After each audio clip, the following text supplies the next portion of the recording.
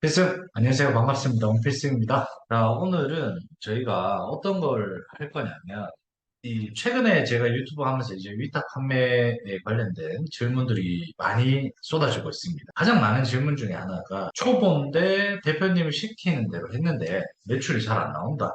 정말 내가 6개월 동안 상품명 가고 정말 많이 했는데 잘 안 나온다. 이미지 가고 카테고리 가고 너무 다들 좋다라고 하는데 내가 그걸 해보니까 막상 나오지 않는다라는 초보들의 질문이 정말 많습니다. 근데 근본적으로 제가 이런 부분들을 오늘 좀 풀어드리고자 오늘 영상을 좀 찍습니다. 지금 초보자분들이 제가 옛날에 셀링했던 방법대로 가르치고 나서 제가 느낀 점이 뭐냐면 셀링에 있어서 온라인 위탁 판매를 하는 방법에 있어서 자꾸 저는 제가 겪었던 경험치를 드렸지만 받아들이시는 입장에서 살아온 과정들이 다르고 내가 생각하는 구조가 다르다 보니까 이 우선순위를 결정하는 일에 대해서 되게 많이 어려움 가지시고 혼동을 가지시는 것 같더라고요.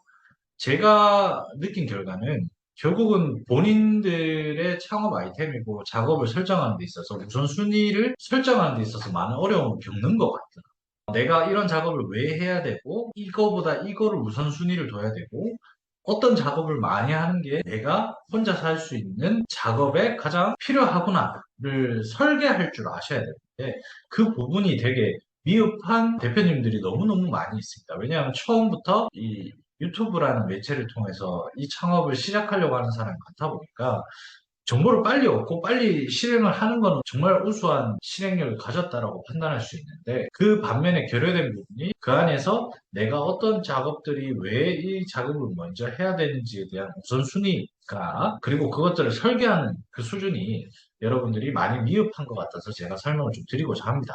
첫 번째로 여러분들이 온라인 판매 창업을 할 거예요. 그러면 제일 먼저 중요한 게 내가 1인 창업으로 시작할 확률이 높습니다. 그럼 1인 창업은 일도 내가 하고, 돈 투자도 내가 하고, 의사결정도 내가 하고, 전화를 받는 아주 작은 일까지 전부 다 내가 해야 됩니다. 그리고 어떤 부가가치를 내 상품 기획에 녹여내는 일, 그리고 기획하는 일, 그리고 전략을 짜는 일, 모두 다 제가 해야 돼요. 그래서 1인 창업자들한테 가장 중요한 게 사전에 말씀을 드리면 효율성. 내가 아무 의미 없는 작업을 6개월 동안 하면서 기다리는 것과 어떤 작업을 했을 때 결과가 조금 조금씩 개선이 되는 것들이 나오는 방향으로 작업을 집중하는 것과 그 기간이 1년이 됐을 때, 2년이 됐을 때 버텨내는 동기부여가 정말 천차만별로 달라질 수밖에 없습니다. 그래서 그런 것들을 설정하는 데 있어서 제가 오늘 너무 어려운 용어는 다 거두절미하고 초보자들이 매출을 빨리, 가장 빠르게 저희 썸니얼에 말을 했죠.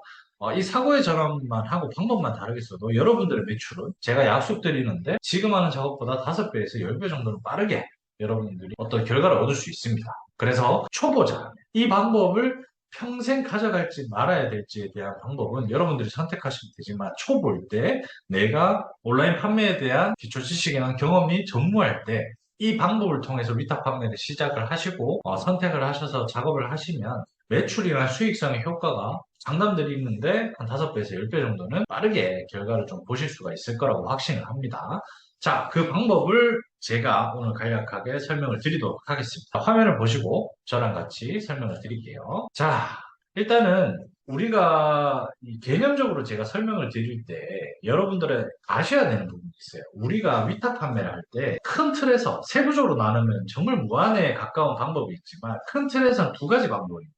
첫 번째로는 내가 많은 상품을 대량으로 등록을 해서 반응이 오는 것들만 내가 핸들링을 하겠다라는 방법이 있고요. 두 번째로는 내가 한 개 한 개 올릴 때마다 시장이 이런 반응이 있는 키워드니 이런 반응을 미리 데이터를 보고 그 제품에 해당되는 것들을 소싱해서 한 개 한 개 그 시장의 반응에 맞춰서 위탁 판매를 하는 방법이 있습니다. 이 두 가지 방법에 대해서 개념적으로 먼저 설명을 드려야 이해가 될 것 같아서 간략하게 설명을 좀 드리자면 여러분들이 지금 우리가 진행하는 것들에 있어서 지금 PPT 화면 보이시죠? 크게는 두 가지입니다. 탑 투 바텀 방식이 있고요. 바텀 투 탑 방식이 있습니다. 탑 투 바텀은 이미 내가 판매할 물건이 소비자들과 만나는 접점에서 어떤 식으로 내 제품이 노출되고 어떤 영향력을 끼치고 어떻게 내 제품이 팔릴 것인가를 미리 확률적으로 계산을 해놓고 그리고 거기에 대한 부가가치를 판단한 뒤에 상품을 소싱하는 이게 탑 투 바텀이고요.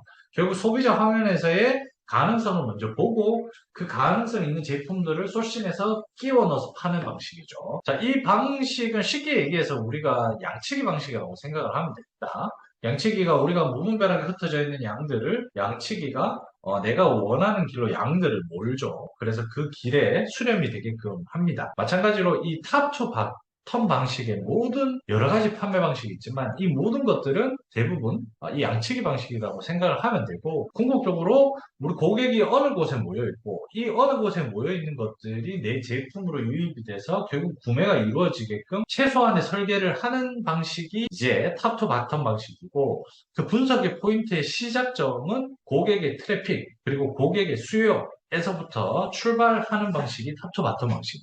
자, 그러면 이거에 대한 장점과 단점은 지금 이렇게 있습니다. 자, 이 화면을 한번 보시고 요약해서 말씀드리자면 장점 효과가 빨리 나오고 성공 케이스가 많이 발생이 되고요. 단기적으로는 작업의 방향성이 합리적으로 보입니다. 근데 단점은 이게 개인의 역량에 따라서 그 결과치가 처참완별에 대한 그 간극이 너무 크게 벌어집니다. 즉 다시 말해서 개인의 역량 차이에 대해서 되게 크게 좌지우지되는 그런 판매 방식이라고 생각을 하시면 되고요. 그 다음에 우리가 대량으로 상품을 등록을 해서 얻어 걸리는 것들을 기준으로 해서 출발해서 내가 그것을 계속 고도화시켜 나가는 과정은 이제 바텀 투 탑 방식, 많은 상품을 통해서 일단 의미 없이 뿌려놓고 주문이 들어오는 것들에 대해서 데이터를 보고 분석해서 고도화시킬 수 있는 부분은 고도화시키고 아닌 것들은 버리는 식으로 이 상품을 통해서 대량으로 상품을 통해서 소비자들의 반응을 역추적하는 방식이 바텀 투 탑 방식이고요. 이런 것들에 대한 장단점은 센스가 없어도 충분히 가능한 어떤 판매 방법이고요, 장점은. 그리고 사실 이 데이터의 양이 내가 생각하지 않았던, 원래 같으면 탑2 바텀 방식으로 팔았으면 팔지 않았을 제품에 대해서 내가 여러 제품을 핸들링하다 보니까 다양한 표본의 데이터들이 모여진다는 것들이 장점이고요. 단점은 길게 시간을 가지고 꾸준히 이제 사이클을 돌면서 1년 또는 6개월 또는 시즌별 또는 계절별로 어떤 그 호흡이 되게 긴 어떤 사업이라는 게 단점이 될 수가 있습니다. 그리고 작업의 단순 반복성 속에서 유의미가 있는 데이터를 찾아내야 된다는 그리고 해석에 따라서 그 결과치가 달라질 수 있다는 점을 단점이라고 생각을 말씀을 드리고요. 자, 그러면 개념 설명은 여기서 간단하게 하고 우리가 어떻게 하면 최소 남들보다 빠르게 초보라면 어떻게 접근하는 게 가장 빠르게 매출을 낼 수 있냐를 설명을 드리면 현재 지금 우리가 탑투 바텀 방식을 써야 됩니다. 즉 소비자의 수요가 있는 곳을 보고 내가 상품을 소싱을 해야 됩니다. 그래서 우리가 제품에 대한 위탁 판매를 하기 때문에 상세 페이지나 썸네일을 처음에 팔아보기도 전에 거기에 대한 부가가치를 너무 투자하는 것보다는 일단은 가장 간략하게 키워드 기반으로 탑2 바텀 방식을 잡아보는 겁니다. 위탁 판매로서. 이게 탑2 바텀 방식의 모든 방법을 설명드리는 게 아니라 내가 위탁 판매라는 판매 방법을 선택했는데 나는 초보야. 그리고 초반에 빨리 결과를 내고 싶어 하는 사람한테 가장 효율적인 탑2 바텀 방식입니다. 자, 우리가 흔히 실질적으로 데이터를 확인할 수 있는 게 이 아이템 스카우트라는 키워드 툴을 통해서 확인할 수가 있죠. 우리가 확인할 수 있는 키워드 툴은 현재 아이템 스카우트 말고도 너무 많은, 시중에 너무 많은 아이템 툴들이 많습니다. 뭐 판다 랭크부터 해서 키워드에 관련된 데이터를 제공해주는 툴들은 너무 많고 네이버에서도 사실 이 보기가 어려워서 그렇지 이 모든 데이터들의 원청은 네이버에서 기본적으로 제공을 해줍니다. 네이버 키워드 도구란에 들어가시면 여러분들이 이런 데이터를 볼 수가 있습니다. 그리고 데이터 랩에 들어가셔도 여러분들이 월별 카테고리별 어떤 추이를 판단할 수 있는 데이터는 기본적으로 네이버에서 제공을 많이 합니다. 참조를 부탁드리고요. 자, 우리는 좀 보기 쉽게 간략하게 설명을 드리면 아이템 스카우트에서 우리가 처음에 메인 화면에 오시면 여기서 키워드를 치는 것에서부터 검색하지 마시고 이 아이템 발굴에 들어가 봅니다. 그러면 이 카테고리별로 우리가 어떤 원하는 필터를 통해서 그 카테고리에서 되게 의미 있고 우리가 원하는 데이터들에 대한 사용성이 있는 키워드들을 먼저 추출할 수 있습니다. 그러니까 현재까지는 상품을 아예 보지 않는 겁니다. 제일 처음 아이템 스카우트에 와서 카테고리별 내가 어떤 제품을 소싱할까를 먼저 찾아보는 겁니다. 이해가 되시겠죠? 자, 그러면 우리가 처음에 예를 들어서 정리함에서 소품 정리함이라는 키워드를 들어가서 여러 가지 필터가 있죠. 그래서 브랜드를 제거를 하고, 왜냐하면 우리가 브랜드 제품을 팔 수도 있지만 초보라면 브랜드 제품을 일단 지향하면서 판매를 하는 걸 추천을 드립니다. 그리고 쇼핑성 키워드, 우리가 판매를 할 키워드에 대한 정보를 얻을 거니까 쇼핑성 키워드 찍으시고요. 성별은 전체, 연령대는 전체에 대한 모수를 찍어주시고, 검색수를 저는 여러분들이 이게 중요합니다. 초보라면 내가 판매하고자 하는 G마켓이나 스마트 스토어나 뭐 쿠팡이나 여러분들의 판매자 등급이 있을 거 아니에요. 아직 판매된 데이터가 없고 매출이 없는 상태이기 때문에 등급이나 모든 조건들이 잘 파시는 분들보다는 확실히 똑같은 조건에서 보면 노출에 대한 영향이 적을 수밖에 없겠죠. 이해가 되시죠? 그래서 처음부터 높은 키워드를 잡는다기보다는 약 500에서 1000 미만의 조회수를 가진 키워드를 먼저 선정해서 쭉 보는 겁니다. 왜? 높은 키워드는 내가 어차피 그 키워드로 등록을 해도 그 키워드에 해당되는 트래픽을 잡지 못할 가능성이 높아요. 왜? 처음 시작하는. 이해가 되시겠죠? 그래서 저는 추천을 드린 거 500 미만도 괜찮다고 봅니다. 그래서 검색수 1000 미만으로 잡으셔가지고 여기서 우리가 어떤 제품을 판매를 할지를 정해야 되는데 상품 수가 또 많이 등록이 되면 그만큼 경쟁이 치열하겠죠. 그래서 아주 심플하게 상품 수도 약 한 1000 미만으로 필터링을 해서 쭉 한번 보는 겁니다. 이해가 되시겠죠? 그리고 여기서 내가 이런 키워드 괜찮네 저런 키워드 괜찮네를 뽑을 수도 있지만 전반적으로 이 카테고리 안에서 이 키워드의 구성이 어떤 형태를 띠고 있구나 라는 것들을 보는 겁니다. 요게 무슨 말이냐면 자 예를 들면 우리가 자동차 용품을 한번 볼게요. 자 자동차 용품이고 예를 들어서 자동차 용품에서 우리가 제일 많이 하는 수납용품을 한번 가볼게요. 자, 수납용품을 갈 때 여러분들이 이 데이터의 추이를 한번 보세요. 자, 카니발, 컵홀더, 더 뉴 소렌토 도어 포켓, 올류모닝 팔걸이, 스타렉스 격벽, 폴스타2 컵홀더, 폴스타 컵홀더, 카니발 네모 컵홀더. 자, 여기서 어떤 키워드를 쓸까도 중요하지만 이거에 대한 추이를 알아야 됩니다. 자동차 용품에서는 생각보다 또 수납용품 안에서는 생각보다 사람들의 구매 패턴에 대한 습관이 전반적인 추이가 차종별로 내가 원하는 제품을 찾는구나를 알 수가 있습니다. 이해가 되시겠죠? 그래서 내가 만약 수납용품 판매할 거면 어떤 차종에 특화된 상품명을 가진 그런 제품들을 소싱을 하면 아무래도 이런 제품은 좋은 제품이구나. 자동차 수납용품 카테고리 안에서는 이런 패턴이 좋은 제품이구나를 미리 알고 판매를 할 수가 있다는 겁니다. 이 정보를 알고 판매하는 거랑 모르고 판매하는 거랑은 천지 차이입니다. 아시겠죠? 자, 우리가 생활 건강에서 주방용품에서 보관 밀폐용기에서 기타 보관용기를 이렇게 심심할 때마다 카테고리를 다 찍어보세요. 찍어보시고, 자, 최근 30일보다는 과거를 선택해서, 자, 여러분들이 지금 제가 녹화 날짜가 2024년 1월 29일이거든요.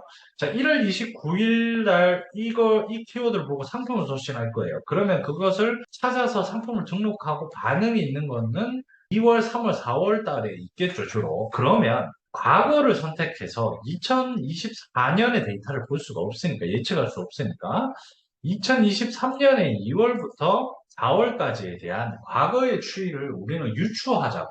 왜? 그 시즌에 많이 찾는 제품일 수도 있잖아요. 그 기간에. 수요가. 그죠? 거시적으로 우리는 판단을 하는 겁니다. 자, 그렇게 해서 아까 얘기했죠. 쇼핑성, 브랜드 제거, 그리고 전체 연령대, 그리고 검색 수는 1000 미만, 상품 수도 1000 미만 해서 조회를 한번 눌러볼게요. 자, 그러면 이래 쭉 보다 보면 캡슐 보관함이라는 것들이 많이 보이죠. 캡슐 거치대.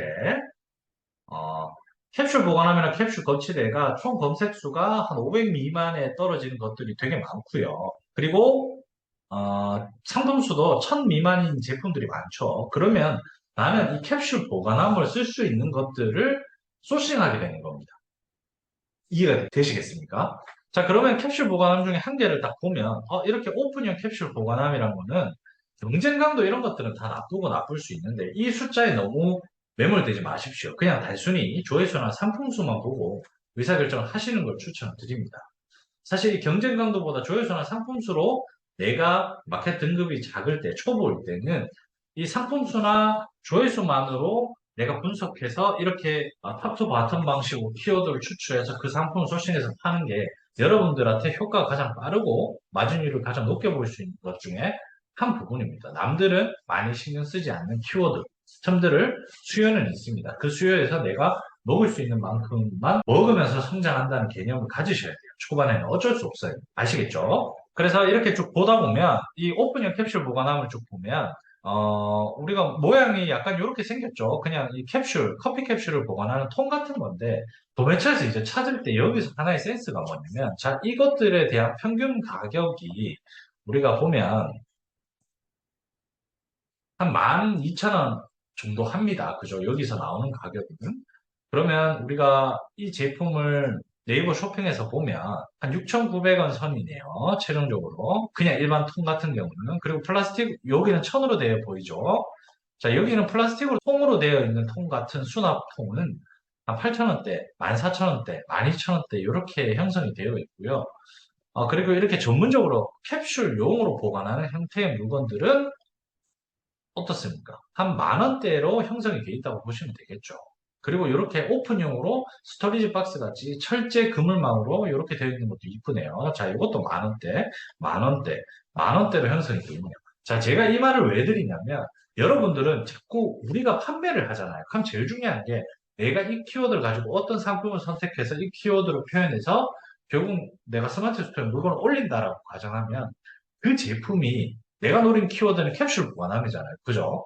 그러면 그 키워드로 누군가는 소비자가 여기서 쳐서 네이버 쇼핑에서 캡슐 보관함이라는 키워드를 쳐서 지금 저희가 보는 화면, 이 리스팅되는 화면에서 제품을 구매할 가능성이 가장 높고 거의 99% 이렇게 살 겁니다.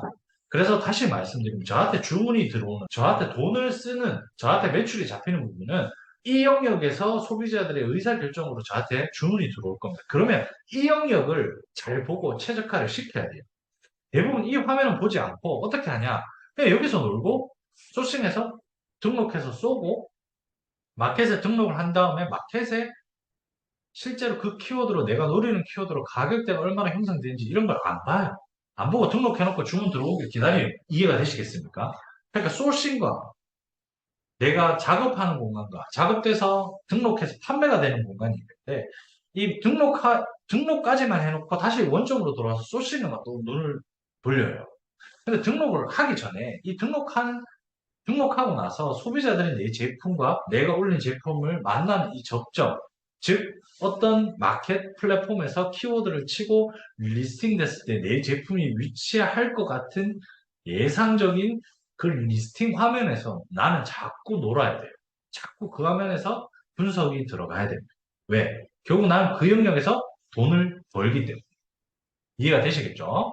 그래서 자 지금 이 영역에서 보면 아까 얘기했죠. 플라스틱으로 된 거는 한 6,000원에서 한 8,000원대. 그리고 조금 플라스틱인데 견고하게 되어 있는 것들은 8,000원에서 만원대. 그리고 철제로 전문적으로 되어 있는 캡슐만 꼽는 전문 상품 같은 경우는 한 12,000원대. 그냥 스토리지 박스처럼 철제 그물 형식으로 된 게 한 만원대로 형성이 되어 있다는 걸 여러분들은 인지를 하고 소싱을 하러 들어가야 됩니다. 이해되시겠습니까? 그러면 저희가 오픈형 캡슐 보관함이라는 키워드로 소싱을 할 거예요. 그러면 이 키워드를 메인으로 쓰되 우리가 큰 카테고리에서 어떤 걸 써야 되냐면 캡슐 보관함이라는 걸 검색을 했을 때 지금 보이시죠? 캡슐 보관함을 딱 치면 밑에 하단에 이렇게 영상 검색어 뜨는 것들도 키워드를 다 저장해 놓고요. 그 다음에 캡슐 보관함을 엔터 쳤을 때 상단에 쇼핑 영상 요 키워드 나오는 거 있죠? 요것도 여러분들이 다 별도로 저장을 해야 됩니다. 그래서 내가 결국은 캡슐 보관함이라는 키워드로 전략을 세울 건데 캡슐 보관함만 딱 한 장만 쓰기에는 상품명에 유입될 수 있는 가능성을 놓치니까 저희가 봤던 이 두 가지 저장해놨던 쇼핑 영상과 키워드 하단에 뜨는 영상 검색어를 다 믹싱해서 최적화된 상품명 하나를 만드는 겁니다. 이해가 되시겠죠? 자, 그리고 이 예를 들어서 내가 캡슐 보관함과 커피 캡슐 보관함과 뭐 일리 캡슐 보관함, 네스프레소 캡슐 보관함을 썼어요.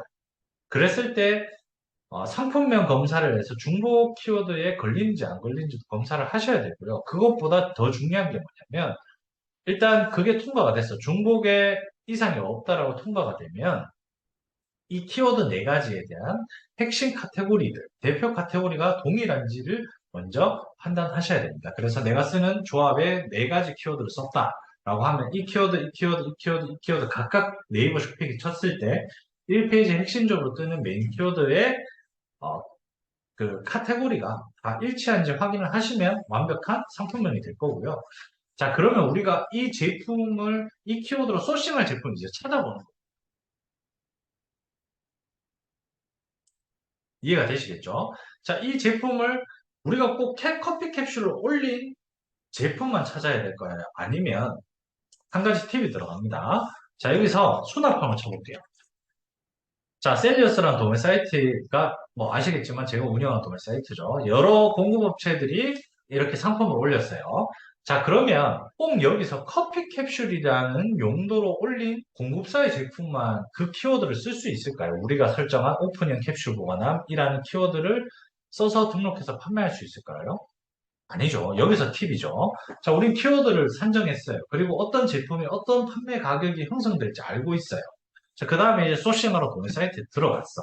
그럼 수납함을 쳐서 우리가 봤던 디자인에 최대한 커피 캡슐을 담을 수 있을 것 같다라고 느끼는 것들만 우리 소싱해서 그렇게 이름을 바꿔서 올리면 되겠죠. 예를 들면 지금 이 제품 같은 경우도 실제로 이렇게 락앤락으로 들어가야죠. 그러면 여기에 뭐 1, 2 커피 캡슐 보관함, 여기는 네스프레소 커피 캡슐 보관함 이렇게 종류별로 나눠서 담는 커피 캡슐 박스가 되겠죠. 그럼 이거는 우리가 아까 봤듯이 플라스틱으로 좀 견고한 제품이면 이 지금 우리가 소싱가가 2,200원이면 최종적으로 네이버 쇼핑의 판매가가 한 7,000원 선이 되면 제가 봤을 때 잘 팔릴 것 같거든요.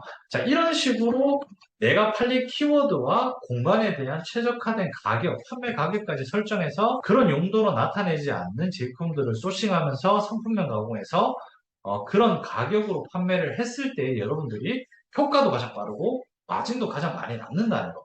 자, 이런 것들 말고도 뭐 많죠. 우리가 아까 봤던 모양이 뭐였죠? 철제 바스켓이었죠. 뭐 철제 쳐보는 겁니다. 어떤 제품이 있는지. 철제 수납, 고, 뭐 철망,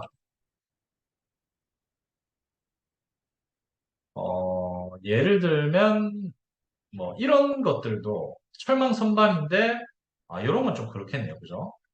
아니면 요것도 선반에 커피 캡슐 보관함이라는 키워드로 써도 될 것 같고요. 아니면 철망 연필꽂이 있는 것들 있죠. 연필꽂이 있는 것들도 소량으로 앞에 뭐 소형 뭐 이런 식으로 담아도 되고요. 여기에 다용도 원형 철망꽂이도 있네요. 그럼 여기에 용도별로 뭐 소형, 중형, 뭐 극소형 뭐 이런 식으로 소비자들이 헷갈리지 않게 그렇게 기재를 해서 오픈형 캡슐 보관함이라는 용도로 써도 되고요. 아니면 이걸 찍고 들어가서 소비자들이 주문했을 때 헷갈리지 않도록 하기 위해서 이 하단에 보면 쌍세 사이즈가 다 나올 겁니다. 여기 나오죠. 소는 얼마고, 은 얼마고 이렇게 나오죠.